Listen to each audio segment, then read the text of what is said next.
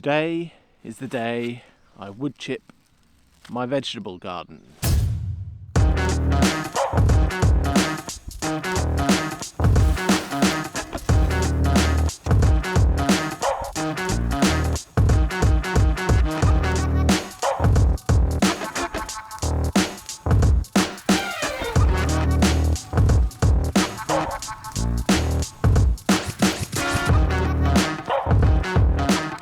So why bother with wood chip? Why not just put down a membrane and some gravel? Well, you definitely could just put down gravel and not bother with the wood chip, and you never get any weeds come through.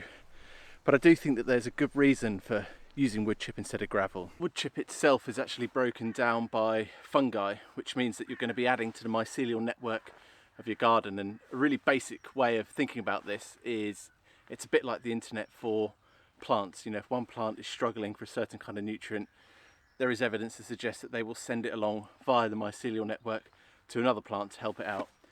Which leads me on to the next thing I want to look at today, which is compost.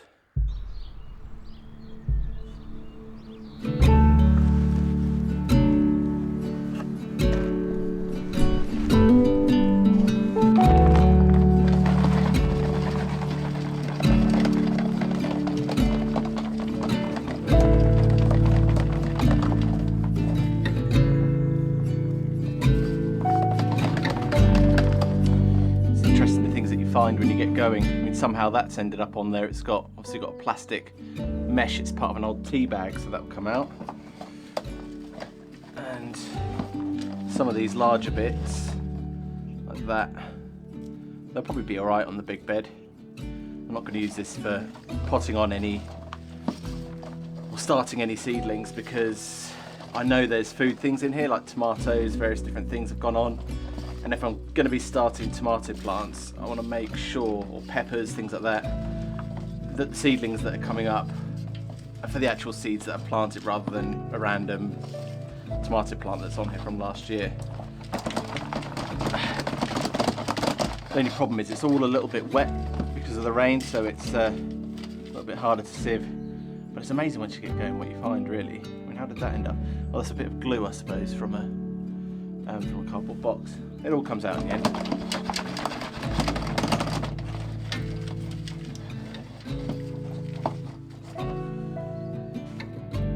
As you can see though, the finished product is pretty good. That's some nice looking compost. Just smells clean. Just smells a bit like a forest, really. But that's going to be really good for growing in. And if you compare it, this is the homemade. And this is my shop bought peat-free compost. This one's definitely dry because it's been in the bag, and I can feel that the homemade stuff is a little bit more humid, but I think once that dries out it's going to be really good. So the plan for the rest of the day is to move inside now. I'm going to get some seedlings going, show you the seedlings from before my chilies, see how we're getting on with those. So we're going to transfer inside now because I think it's going to start raining in a bit.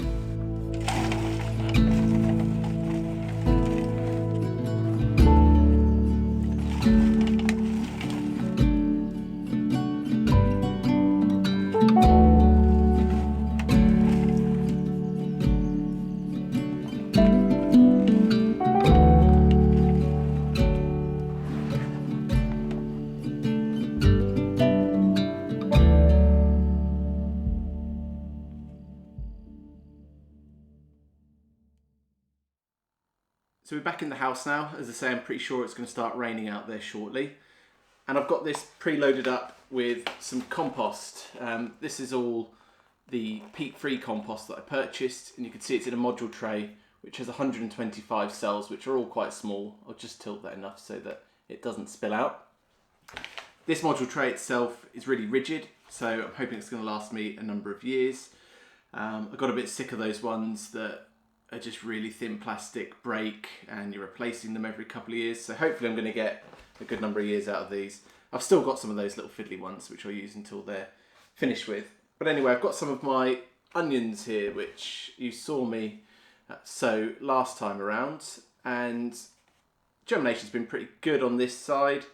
This side still has some yet to come up. I'm pretty confident I'm going to get more as we go along. When it comes to onions, especially one started from seed. I'm a bit of a control freak. I do like to prick out each one individually and put them into a cell individually as well. Keep an eye on them properly throughout the start of their lives, rather than just leave them in a clump like this and plant them out. I like to get them off to the best possible start. So I'm going to start pricking these out, popping them in. These are my red onions, which are Rosa di Firenze, which are almost like a large shallot in shape. Really sweet, lovely, just cut thin and put onto salads or for cooking with. They're a fantastic onion. They don't store brilliantly, probably about 5 to 6 months I'd say, but there's still enough time to enjoy them. So we'll get started pricking these out. I'm just very carefully going in and teasing them out with a pencil. As you probably already know, you can use all sorts to do it, plant labels, anything really. You see a lovely little seedling there, and then from here I just poke a little hole. We'll go here for the sake of the camera, and then drop him in, and that has quite a long root, but I'm sure it will find its way. Something some people do is once they've planted them and the roots have settled in a little bit, just give their onions a little bit of a trim. I did do that last year. I think it may have made a bit of a difference. Who knows? I've actually got a little bit of a shout out this week as well to a fellow YouTube gardener, Amir's Allotment. You should definitely go over and have a look. He's a lovely guy, really into his nature, loves his birds and all the rest, and he's just getting his plot going this year.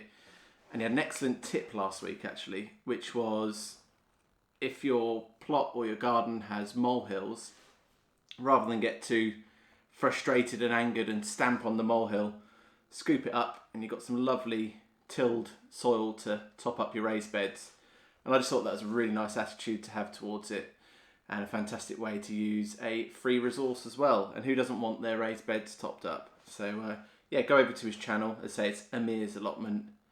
Give him a subscribe and a like, and I'm sure you'll enjoy what you see.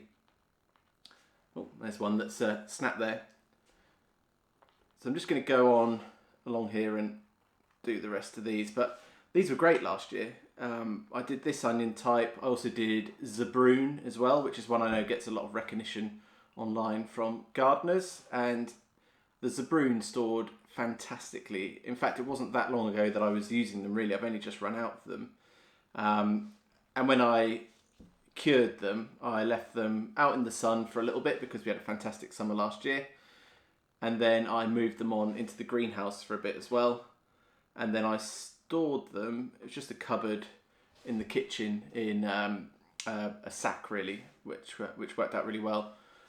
And something else which has stored brilliantly alongside them has been my garlic as well. That was such a good crop last year. I'm hoping this year's is similar. But we'll see how we go. Some years some things work brilliantly, some years they don't, but that's all part of the fun and you learn as you go along. So there we are. I'm just going to get on and pop the rest of these. Once this is done, I'm going to show you my chilies so far, and we'll get them into some of these pots here. Right, so that's those onions all planted up. They'll look a bit sad for a bit until they sort of firmly set their roots in, but it really does give them a good start doing it like this. I had fantastic success with my onions last year, so hoping to replicate that this year.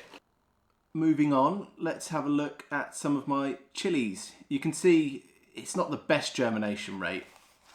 This side of the seed tray seems to have done really well. This side really slow. I don't know what that is. I think it could be something to do with where they're positioned on the heat mat. I think for next year I'm going to get a heat mat that actually has temperature controls on it, because I think the one I've got is great for general purpose, but for chilies I think they need a little bit more attention. So my plan is to get these pricked out, popped into these square pots. I personally much prefer the square ones, just from a storage point of view. They're much easier to have all the pots alongside each other. It's just me being picky, I'll use anything to be honest. But as you can see, I've got some chili seedlings that do look a little bit leggy here, but I think they're going to be okay once they're planted up. I'm going to leave these on the propagator a bit longer to see if any more come from here, so I'm going to have to be a little bit careful when I prick them out. So just as a comparison, I know when I planted these up I mentioned that we'd see the difference between the Frankie seeds and the unwind seeds, both the same variety Padron. And I think you can see here that the Frankie seeds seem to have done a little bit better than the unwinds, but could that be because I put down a few more of the seeds? I'm not sure. But either way, the plants look fairly similar, so I'm sure I'm going to get a similar crop from them. So I've pre-loaded these pots up in the greenhouse with a mixture of my homegrown compost. I keep saying homegrown, homemade compost, and also the shop-bought peat-free. So I'm just going to prick a hole in the middle, and we will remove some of these seedlings. As everyone always tells you, hold the seedling by its first leaf here and just go in gently because you don't want to damage the roots too much. Whoa. There we go. There we go. As you can see, it's got a nice little root ball there. So from there, I'm going to drop the chili into the pot. So I'm hoping that this year I can have a bit more of a bounty of chilies. I had enough. I've still got loads in my freezer from last year that I'm using. I haven't had to buy any chilies, but I just want a real glut. I think where I've gone wrong in previous years, it's just a hunch, but I've always had my tomato plants, and then just inside of where the tomato plants are to the front of them, I've planted my chilies as well, and I just think there's been a bit too much competition there. So it's going to be interesting this year because I'm going to do them in pots, and quite generous pots, and just see if I can increase the yield a bit, especially with these Padron peppers, because I absolutely love them. They're such a nice pepper to cook with, and they're quite versatile because you can do obviously like the sort of Spanish tapas style with them, which is just where you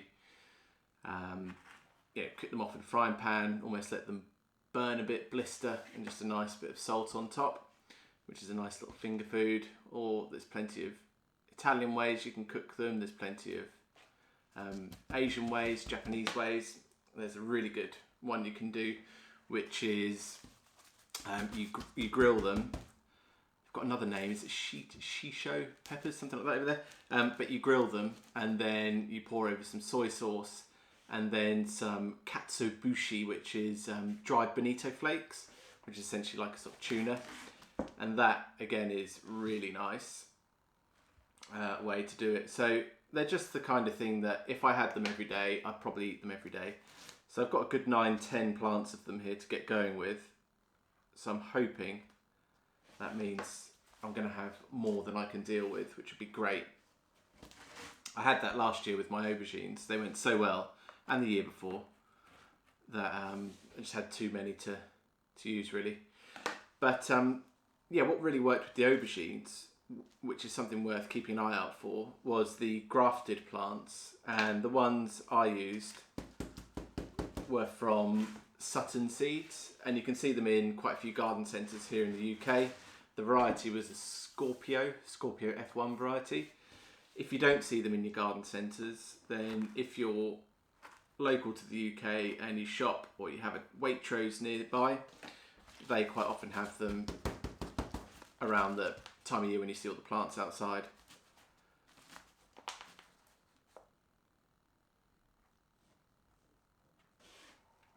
I have to say, when it gets to this time of year where you're pricking out your seedlings, it's a real feeling of, gives me a real good feeling of spring being on the way.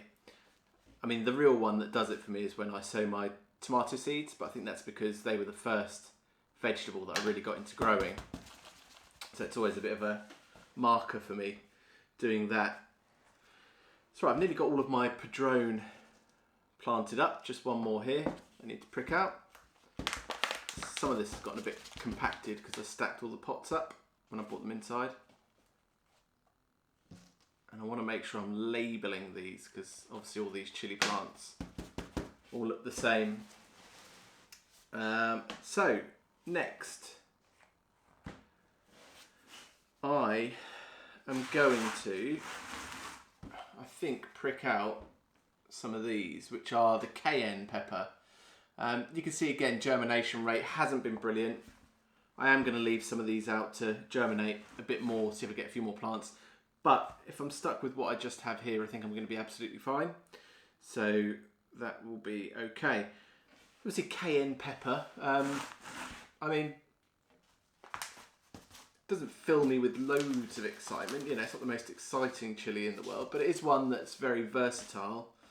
Not too hot, so you know it's usable.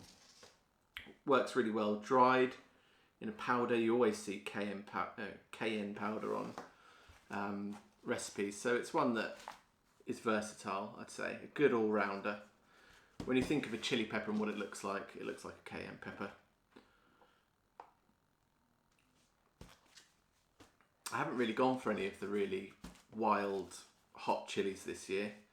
Things like Dorset Naga have always interested me. I watched a video on, what was it? It was Carolina Reaper yesterday, and the guy who created them. It was really interesting, I thought, but it kind of put me off wanting to grow them in a way because they were so hot. But he was saying, you know, he recommends not eating one on its own, all the rest. You know, quite an interesting thing, I suppose. Maybe if you fermented them and made a hot sauce, it would reduce the heat a little bit. But then at that point, why are you growing a Carolina Reaper if you're trying to reduce its heat? But anyway, it might be an interesting one. The last pepper I'm going to pot up today is my sweet Marconi. This is obviously by the name of sweet pepper. It's one of those pointed ones that you see, and I think it's going to be really good to get a crop of these because I absolutely love peppers. I didn't have a lot of luck with them last year, again. They're in the ground around the tomatoes, so I think with these I'm going to put them on and have them in quite a generous pot and try and feed them. All the rest to give them the best possible chance. So there we go.